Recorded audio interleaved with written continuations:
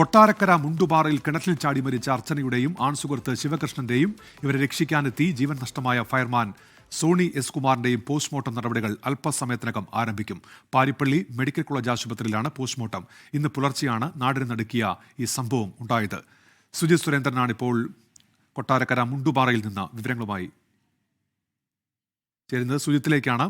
സുജിത്ത്, അത് വേദനിപ്പിക്കുന്ന ഒരു സംഭവമാണ്. നേരത്തെ നാട്ടുകാരുടെ, ആ കുടുംബത്തിന്റെ ഒക്കെ പ്രതികരണം നമ്മൾ കേട്ടതാണ്.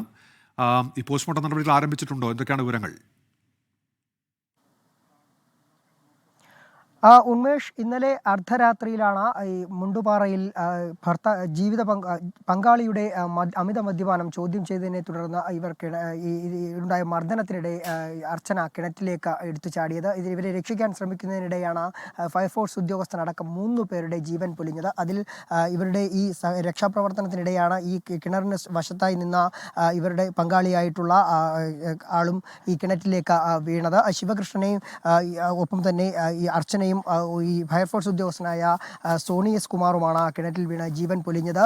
ആദ്യം തന്നെ സോണിയെ കരയ്ക്ക് എത്തിക്കാൻ കഴിഞ്ഞിരുന്നു. പക്ഷേ ആശുപത്രിയിലേക്ക് കൊണ്ടുപോകും വഴിയായിരുന്നു സോണിയുടെ ജീവൻ നഷ്ടമായത്.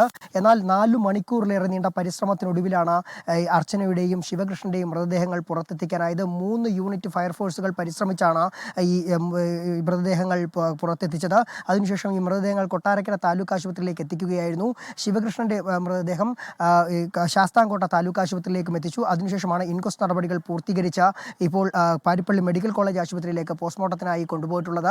അവിടെ പോസ്റ്റ്മോർട്ടം നടത്തിയ ശേഷമാകും ഈ ഫയർഫോഴ്സ് ഉദ്യോഗസ്ഥനായിട്ടുള്ള സോണി എസ് കുമാറിന്റെ മൃതദേഹം കൊട്ടാരക്കരയിലെ ഫയർ സ്റ്റേഷനിലേക്ക് കൊണ്ടുവരിക. അവിടെ പൊതുദർശനത്തിന് ശേഷമാകും നാട്ടിലേക്ക്, ആറ്റിങ്ങലിലേക്ക് കൊണ്ടുപോകുക എന്നാണ് മനസ്സിലാക്കാൻ സാധിക്കുന്നത്. ഇപ്പോൾ ഞാൻ നിൽക്കുന്നത് മുണ്ടുപാറയിലുള്ള ആ വീട്ടിലാണ്. അവിടെ ഇപ്പോഴും നിരവധി ആളുകളൊക്കെ തന്നെ ഇപ്പോഴും എത്തിക്കൊണ്ടിരിക്കുകയാണ്. അർച്ചനയുടെയും ശിവകൃഷ്ണന്റെയും ഒക്കെ ബന്ധുക്കൾ എത്തിക്കൊണ്ടിരിക്കുകയാണ്. ശിവകൃഷ്ണൻ തൃശ്ശൂർ സ്വദേശിയാണ്. അവരുടെ ബന്ധുക്കളൊക്കെ തന്നെ എത്തിച്ചേരേണ്ടതുണ്ട്. അതിനുശേഷമാകും മറ്റു നടപടികൾ നടക്കുക. ഇപ്പോൾ കിണറിന് ഏതാണ്ട് 74 അടി താഴ്ചയുള്ള കിണറിൽ 7 അടിയിലേറെ താഴ്ചയിൽ 7 അടിയോളം വെള്ളം ഉണ്ടായിരുന്നു. അതുപോലെ തന്നെ ഇന്നലെ ഈ സമയത്ത് രക്ഷാപ്രവർത്തന സമയത്തിന് തൊട്ട് മുമ്പായി വലിയ രീതിയിലുള്ള മഴയുണ്ടായിരുന്നു. ആ മഴയിലൊക്കെ തന്നെ ഇതൊരു പഞ്ചായത്ത് കിണറാണ്. ആ കിണറിൻ്റെ വശങ്ങൾ ഒക്കെ തന്നെ കുതിർന്നിരുന്ന ഒരു സാഹചര്യമുണ്ടായി.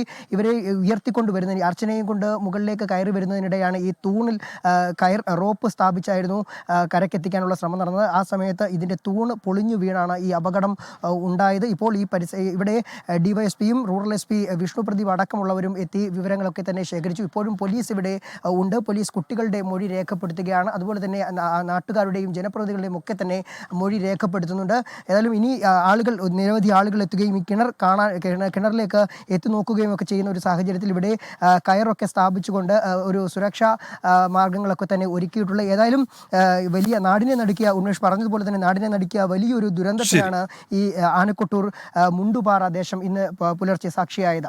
ശരി, സുജിത് സുരേന്ദ്രനാണ് വിവരങ്ങൾ നൽകിയത്. ലോകത്തെവിടെയായാലും ഏത് സമയത്തും 24 വാർത്തകളും ഓഗ്മെന്റഡ് റിയാലിറ്റി പാക്കേജുകളും എക്സ്പ്ലെയിനറുകളും വിശദമായി കാണാൻ ഞങ്ങളുടെ യൂട്യൂബ് ചാനൽ നിങ്ങൾക്ക് സബ്സ്ക്രൈബ് ചെയ്യാം.